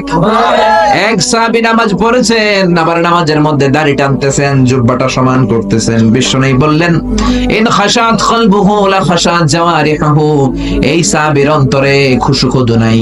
এই সাহাবীর অন্তরে যদি খুশু-খুদু থাকতো, হাতগুলোর মধ্যে, অঙ্গ প্রত্যঙ্গগুলোর মধ্যে খুশু-খুদু ভরে দিত কে? এই কথা শুনে সাহাবারা বললেন, ইয়া রাসূলুল্লাহ, আমাদের অনেকের নামাজে খুশু নাই। নামাজ যখন দাঁড়িয়ে যায় তখন চিন্তা আসে, ঘরে কি হয়, কিরণমালার মধ্যে কি হয়, জি বাংলায় কি হয়, স্টার জলসায় কি হয়। জোরে কোন ঠিক কিনা? এরপরে ক্রিকেটের মধ্যে সাকিব কি ছক্কা মারলো নাকি চার মারলো? মাশরাফি বিন মুর্তজা উইকেট পাইলো নাকি পাইলো না? কুমিল্লা জিতলো নাকি খুলনা জিতলো? জোরে কও ঠিক কিনা? নামাজের মধ্যে দাঁড়িয়ে চারদিকে মন চলে যায়, ইয়া রাসূলুল্লাহ, কেমন করে মনটারে ধরে রাখবো, কেমন করে নামাজের মুসল্লায় মনটারে আটকে রাখবো শিখিয়ে দেন। বিশ্বনবী বললেন, সল্লু সালাতা মুআদ্দিআ, মনে করো এটা তোমার শেষ নামাজ। নামাজের মুসল্লায় দাঁড়ালে মনে করবা এটা আমার আখিরি নামাজ। এটা কিন্তু জরুরি কথা, খেয়াল করে শুনেন। নামাজের মুসল্লায় যখন দাঁড়াবা চিন্তা করবা এটা তোমার বিদায়ী নামাজ। এই নামাজের পরে হয়তো কোনো নামাজের সুযোগ তুমি জীবনে আর পাবা না। জোরে বলেন ঠিক কি না? সাল্লু সালাতা মুআদ্দিআ, perform the salah as it's your last and final prayer. Perform the salah as it's your last and final prayer. নামাজে যখন দাঁড়াও মনে করো এটাই শেষ নামাজ, আর হয়তো আজকের পরে কোনোদিন আল্লাহর সেজদা দিতে পারবো না। এখন বাজে 11:30, আপনারে বলা হলো আজ রাত 2টার দিকে আপনার মরণ। এখন যে নামাজটা পড়বেন এশার নামাজ, এটাই আপনার শেষ নামাজ। এই কথা যদি শোনেন 2টার দিকে মালাকুল মাউত এসে আপনার রূহ কবজ করে নিয়ে যাবে, আর এখন এশার নামাজটা শেষ নামাজ, এই নামাজটা আপনি কত সুন্দর করে পড়বেন, কত লম্বা করে সেদিন ওযু বানাবেন, কত লম্বা সময় নতুন পাঞ্জাবি পরবেন, আতর মাখবেন, মেসওয়াক করবেন, কত লম্বা সময় দাঁড়িয়ে আপনি কেরাত পড়বেন। ওই দিন কত লম্বা করে আপনি রুকু করবেন, কত লম্বা সেজদা দিবেন। ওই দিন সেজদা দিয়ে চোখের পানি দিয়ে যায় নামাজ আপনি ভিজিয়ে দিবেন, ঠিক না? কারণ আপনি জেনেছেন এটাই আপনার শেষ নামাজ। তো এই চিন্তাটা প্রত্যেক নামাজে করেন না কেন? আপনি যে 1000 বছর বাঁচবেন কোনো গ্যারান্টি আছে নাকি? রাত 2টা পর্যন্ত যে বাঁচবেন কোনো গ্যারান্টি আছে? আরে 2টা তো দূরের কথা, মুনাজাত পর্যন্ত যে বাঁচবেন কোনো গ্যারান্টি আছে? তাও তো বেশি। শ্বাস যেটা নিলাম, এই শ্বাসটা যে আমি ফেলতে পারবো কোনো গ্যারান্টি আছে? বিশ্বনবী বললেন, সল্লু সালাতা মুআদ্দিআ, বিদায় নামাজ পড়ো, শেষ নামাজ পড়ো, এমন ভাবে নামাজের মুসল্লায় দাঁড়িয়ে যাও মনে করো এটাই হতে পারে তোমার জীবনের শেষ নামাজ। জোরে কোন ঠিক কি না? প্রত্যেকবার যখন মুসল্লায় দাঁড়াবেন আপনি চিন্তা করবেন হতে পারে এটাই আমার জীবনের শেষ নামাজ।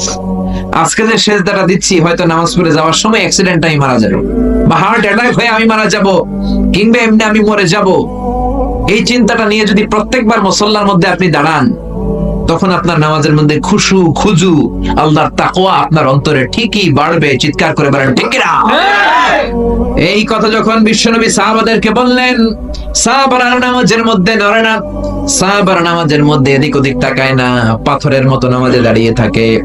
বিশ্বনবীর সাহাবারা যখন মরুভূমির মধ্যে নামাজে দাঁড়াতেন, আকাশের পাখিগুলো খেজুর গাছ মনে করে সাহাবীদের মাথায় এসে বসে যেত। আল্লাহু আকবার। আবার যখন সাহাবারা রুকু করতেন, আবার যখন সাহাবারা সিজদায় যেতেন, তখন পাখি আবার উড়াল দিত। জোরে বলেন সুবহানাল্লাহ। এজন্য এমন ভাবে নামাজে দাঁড়াবেন মনে করবেন এটাই জীবনের শেষ নামাজ। এক সাহাবী নামাজ পড়লেন, নামাজ পড়ে বিশ্বনবীর কাছে আসলেন। বিশ্বনবী বললেন, সল্লু সল্লি ফা ইন্নাকা লাম তুসাল্লি, রিপিট ইউর সালাহ because you didn't offer your salah in a correct way. নামাজ আবার পড়ো, নামাজ হয় নাই। সাহাবী আবার নামাজ পড়লেন, আবার আসলেন, বিশ্বনবী আবার বললেন, সল্লি ফা ইন্নাকা লাম তুসাল্লি, আবার নামাজ পড়ো, নামাজ হয় নাই। সাহাবী আবার নামাজ পড়লেন, আবার বিশ্বনবীর কাছে আসলেন, বিশ্বনবী বললেন, নামাজ পড়ো, নামাজ হয় নাই। এবার সাহাবী চোখের পানি ছেড়ে দিলেন, চোখের পানি ছেড়ে দিয়ে বললেন, ইয়া রাসূলুল্লাহ, ইয়া হাবিবাল্লাহ, এর চেয়ে ভালো করে, এর চেয়ে সুন্দর করে নামাজ পড়তে আমি জানি না, কেমন করে পড়বো শিখিয়ে দেন। বিশ্বনবী সাহাবীকে জড়িয়ে ধরলেন, বললেন, যখন নামাজে দাঁড়াবা হাত্তা তাতমাইন্না কাইমান, স্ট্রেট ফরওয়ার্ড হয়ে রিল্যাক্সের সাথে দাঁড়াবা। নামাজের মধ্যে কোনো তাড়াহুড়ো নাই, আছে? There is no rushing in salah, there is no hastiness in salah। নামাজে কোনো তাড়াহুড়ো নাই, নামাজে কোনো দৌড়াদৌড়ি নাই। নামাজ পড়তে হবে ধীর গতিতে, রিল্যাক্সের সাথে। জোরে বলেন কিসের সাথে? রিল্যাক্সের সাথে নামাজ পড়বেন। আমি নামাজ শিখাই মালয়েশিয়াতে। প্রথমে শিখালাম সেনাবাহিনীর লোকদের, এরপরে শিখালাম ইউনিভার্সিটির প্রফেসরদের, এরপরে ছাত্রদের, এরপরে কর্মচারীদেরকে বিভিন্ন জায়গায়। নামাজের একটা আমার ওয়ার্কশপ আছে, বাংলাদেশে তো এগুলো চালু হয় নাই। মাইক্রো প্রজেক্টর দিয়ে অডিটোরিয়ামে নামাজ শিখানো, এগুলো চালু হলে আপনাদের এলাকাতেও করেন, আমি এসে আপনাদেরকে সহি পন্থায় নামাজ শিখায় যাব।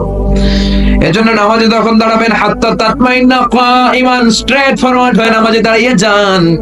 আবার যখন রুকুতে যাবেন বিশ্বনবী বললেন হাত্তা তাতমাইন্না রাকিআন, স্ট্রেট ফরওয়ার্ড রুকু দিবা। বিশ্বনবী যখন রুকু দিতেন বিশ্বনবীর পিঠটা টেবিলের মতো স্কেলের মতো সমান হয়ে যেত। অনেকে রুকু দেয়, কেউ এমনি থাকে কেউ এমনি থাকে, আছে না নাই? পিঠটা হবে স্ট্রেট ফরওয়ার্ড।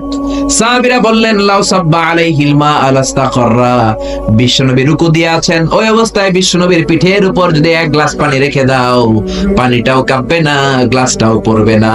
আল্লাহু আকবার। তার মানে সোজা না বাঁকা? স্ট্রেট ফরওয়ার্ড রুকু। রুকু থেকে দাঁড়াবা, হাত্তা তাতমাইন্না কাইমান, সিজদায় যাবা, হাত্তা তাতমাইন্না সাজিদান, রিল্যাক্সের সাথে যাও। অনেক মুরব্বীরা আছেন না বুঝে রুকু থেকে সোজা হয়ে দাঁড়ানোর কথা, রুকু থেকে মাথাটা উঠায় আবার সিজদায় চলে যায়, আছে না নাই? দুই সিজদার মাঝখানে সোজা হয়ে বসবেন। অনেকে কোন রকম প্রথম সিজদা থেকে মাথাটা একটু উঠিয়ে সিজদায় ঢু মারে, আছে না নাই? খবরদার, আপনার নামাজ হবে না। যদি ব্যস্ততা থাকে, তাড়াহুড়ো থাকে, জরুরি কাজ থাকে, নফল গুলো বাদ দিয়ে দেন, ফরজ আর সুন্নত পড়েন।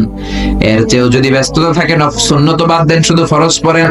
এর চেয়েও বেশি ব্যস্ততা, সফরে আছেন, কসর করে 2 রাকাত পড়েন। সফরের মধ্যে কসর আছে না নাই?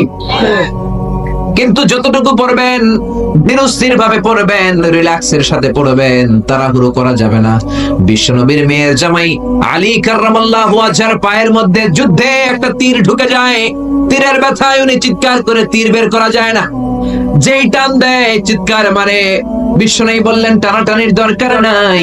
আমার মেয়ের জামাই আলী যখন নামাজের মুসল্লায় দাঁড়িয়ে যায় তখন দিন দুনিয়ার কোনো হুঁশ তার থাকে না। বিশ্বনবী নামাজ শুরু করে দিলেন, সূরা ফাতিহা পড়লেন। আর নামাজের আগে এক সাহাবীরা বললেন আমি যখন কেরাত পড়বো আমার মেয়ের জামাই আলীর পায়ের কাছ থেকে তুমি তীর টেনে বের করবা।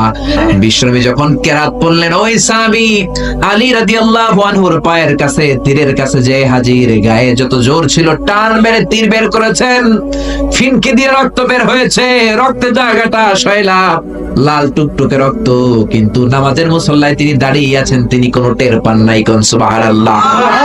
নামাজের পর সালাম ফিরিয়ে বললেন আমার পায়ের তীর কই, এত রক্ত কেন, কে তীর বের করলো? বিশ্বনবী আলীর ডেকে বললেন আলী তুমি যখন নামাজের মুসল্লায় দাঁড়িয়ে যাও দিন দুনিয়ার কোন হুঁশ তোমার থাকে না, নামাজ অবস্থায় তোমার তীর খোলা হয়েছে, এই জন্য তুমি টের পাও নাই রে আলী। আল্লাহু আকবার। এজন্য খবরদার নামাজের মধ্যে এরকম করবেন না, তাড়াহুড়ো নাই, অলসতা নাই, ধীরস্থির ভাবে নামাজ পড়েন। আবার অনেকে নামাজেও দাঁড়ায়, ঘড়ির দিকেও তাকায়, নামাজ পড়ে সামনের দিকে যদি জানালা থাকে এরকম নজর করে তাকায়, এদিক ওদিকে নজর করে, আছে না নাই? খবরদার, নামাজে আপনার নজর থাকবে পা থেকে সেজদার জায়গা, এর বাইরে যেতে পারবে না। এর বাইরে যদি নজর দেন হাদিসে কুদসিতে আছে আল্লাহ ডেকে বলেন ইয়া আবদি আকবিল, ও নামাজি নজর ফিরায় আন। আবার নজর দিলেন, আল্লাহ বলেন আকবিল, নজর ফেরাও। আবার নজর মারলেন, আল্লাহ বললেন তোমার নজর ফিরাও। 3 বারের পরে যদি আবার নজর দেন আল্লাহ বলেন লা হাজাতা লি ইলা সালাতিক, এই নামাজের কোনো দরকার আর আমার নাই। নাউজুবিল্লাহ। এজন্য খবরদার, মুমিনরা যখন নামাজে দাঁড়ায় অন্তরে খুশবুদু থাকে, ভয় পায় কারে? কে নামাজি আমার ঘরে নামাজ পড়ো আজ, দিলে মে তোমার চরণ তলে হৃদয় যায় নামাজ। হে নামাজি আমার ঘরে নামাজ পড়ো আজ, দিলে মে তোমার চরণ তলে হৃদয় যায় নামাজ। মসজিদ কেঁদে কেঁদে বলে হে নামাজি নামাজ পড়তে আসতে, আমার মসজিদ পড়ে আছে, আমার কার্পেট গুলো পড়ে আছে, আমি কোনো মুসল্লি খুঁজে পাই না। বলেন ঠিক কিনা? অথবা আপনার নাতি হইলে দাদা হিসেবে আপনি আজান দিবেন, আপনার ভাতিজা ভাতিজি হয়েছে চাচা হিসেবে আপনি আজান দিবেন। ইমাম সাহেবরে টোকানোর দরকার নাই। একজন মুসলমান হিসেবে সবার ভালো করে আজান একামত জানার দরকার আছে না? তাহলে ছেলে হোক মেয়ে হোক খুশি হবেন, এটা হলো প্রথম দায়িত্ব বাবা মার। যত মায়েরা, আমার মাইকের আওয়াজ যদি আপনাদের কানে যায় মায়েরা শোনেন, আর বাবা যারা এসেছেন মনোযোগ দিয়ে শোনেন। 1 নম্বরে বাবা মার দায়িত্ব প্যারেন্টিং, এটারে বলে parenting, how to rare up your children, কেমন করে ছেলে মেয়েদেরকে বড় করবেন এই ব্যাপারে ইসলামে দিক নির্দেশনা আছে না নাই? 1 নম্বরে ছেলে হোক মেয়ে হোক শুকরিয়া কার? 2 নম্বরে ছেলে হওয়ার সাথে সাথে মেয়ে হওয়ার সাথে সাথে আজানের দরকার আছে না নাই? 3 নম্বরে সপ্তম দিনে ছেলে হোক মেয়ে হোক আকিকা দিবেন। ছেলে হলে 2টা ছাগল, মেয়ে হলে 1টা ছাগল। সপ্তম দিনে দিবেন। কততম দিনে? অনেকে কুরবানির সাথে দেয়, কুরবানির সাথে নয়, সপ্তম দিনে দিবেন। এখন দিতে পারেন নাই, পরে কুরবানির সাথে বন্ধর সময় দেন, ওটা আলাদা কথা, কিন্তু দেন নিয়ম হচ্ছে, সুন্নাহ হচ্ছে সপ্তম দিন। কততম দিন? বিশ্বনবী বললেন, কুল্লু গুলামিন রাহিনাতুন বিআকিকা তুযবাহু আনহু ইয়াওমা সাবিহি। প্রত্যেক বাচ্চাকে আকিকা দিতে হয় তার সপ্তম দিনে। তারপরে ইউসাম্মা ফিহি, সপ্তম দিনে তার একটা নাম রাখতে হয়। তারপরে ইহলাকু রাসুহু, তার মাথা কামিয়ে ফেলতে হয়। ছোট ছোট চুল থাকে না, নিউ বর্ন বেবি, নতুন বাচ্চার মাথায় হালকা হালকা পাতলা চুল থাকে, এগুলোকে আপনি হলক করে দিবেন, শেভ করে দিবেন। তাহলে সপ্তম দিনে 3 কাজ। 1 নম্বরে আকিকা, 1 নম্বরে কি? সবাই বলেন। 1 নম্বরে 2 নম্বরের নাম রাখা, 2 নম্বরে কি? কি নাম রাখবেন? Brush fire. এক ভাতিজার বাড়িতে নাকি চাচা আসছে বেড়াইতে, তো ভাতিজা আপ্যায়ন করাইতেছে। চাচা কয়, কতদিন পরে তোমার সাথে দেখা, তোমার ছেলে হইছে একটা, মেয়ে হইছে একটা, আমি তো চিনি না, ডাক দাও না। ডাক দিছে ব্রাশ ফায়ার। চাচা মনে করছে আসল ব্রাশ ফায়ার, এটা মনে করে চাচা দিছে দৌড়। ভাতিজাও চাচারে ধরার জন্য দৌড়, চাচাও দৌড়ায়, ভাতিজাও দৌড়ায়। চাচা কয়, ভাতিজা বয়স আমার 70-80, তুই আমার ব্রাশ ফায়ার করিস না। ভাতিজা বলে, চাচা এটা ওই ব্রাশ ফায়ার না, আমার ছেলের নাম ব্রাশ, মেয়ের নাম ফায়ার। তো এই ব্রাশ ফায়ার, এই জাতীয় নাম রাখবেন। আহাব্বুল আসমা ইলাল্লাহ আব্দুল্লাহ, আব্দুর রহমান, আল্লাহর কাছে সবচেয়ে প্রিয় নাম আব্দুল্লাহ, আব্দুর রহমান, এগুলো রাখবেন। নবীদের নামগুলো রাখবেন, কোরআন থেকে চুজ করে নাম রাখবেন, সাহাবাদের নাম রাখবেন। তাহলে ছেলেগুলোর আল্লাহ আল্লাহ বানাই দিবে কে? আর ব্রাশ ফায়ার রাখলে ব্রাশ ফায়ারের মতোই হবে, ঠিক কিনা? বিভিন্ন সমাবেশে এরা বোমা মারবে, ককটেল বোমা মারবে, হত্যা করবে, ডাকাতি করবে, ছিনতাই করবে, মেয়েদের অন্য ধরে টানাটানি করবে, জোরে কোন ঠিক কিনা? এজন্য সপ্তম দিনে 3 কাজ। 1 নম্বরে আকিকা করা, কি করা? 2 নম্বরে নাম রাখা, কি রাখা? 3 নম্বরে মাথার চুল ফেলে দেয়া, কি করা? তারপরে ইসলাম বলে 2 বছর ছেলে হোক মেয়ে হোক দুধ খাওয়ানোর ব্যবস্থা করবা। কোরআনের মধ্যে আদেশ আছে না নাই? ওয়াল ওয়ালিদাতু ইউরদি'না আওলাদাহুন্না হাওলাইনি কামিলাইনি লিমান আরাদা আন ইউতিম্মার রাদাআহ। ছেলে হোক মেয়ে হোক 2 বছর দুধ খাওয়াবা। অনেক মা আছে দুধ খাওয়ায় না, ফিডার খাওয়ায়, বডি ফিটনেস নষ্ট হয়ে যাবে, এরকম মা আছে না নাই? দুধ খাওয়াতে চায় না, ফিডার খাওয়ায়, ল্যাকটোজেন খাওয়ায়, সিরিয়ালাক খাওয়ায়, ডানু খাওয়ায়। ডানু কি খাওয়ায়? তো এই জন্যই তো বলায় তোমার বৃদ্ধাশ্রমে দিয়ে আসে। দুধ খাওয়ায় না যে তুমি ছোটবেলায় কষ্ট তো সহ্য করেন না, আপনার বৃদ্ধাশ্রমে দিবে না তো কোথায় দিবে? মায়ের যে শাল দুধটা, বাচ্চা জন্ম নেওয়ার পরে যে শাল দুধটা আসে, এটার মধ্যে যে কত ধরনের পুষ্টিগুণ আছে, ফুল অফ নিউট্রিশন, খুব উন্নত মানের রিচ নিউট্রিশন দিয়ে আল্লাহ এটাকে তৈরি করেছে।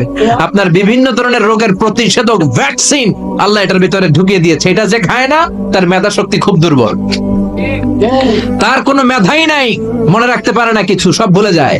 আমি আমার মায়ের দুধ খাইছি মাত্র 2.5 মাস, এজন্য আমি কিচ্ছু মনে রাখতে পারি না, সব ভুলে যাই। বাস্তব কথা।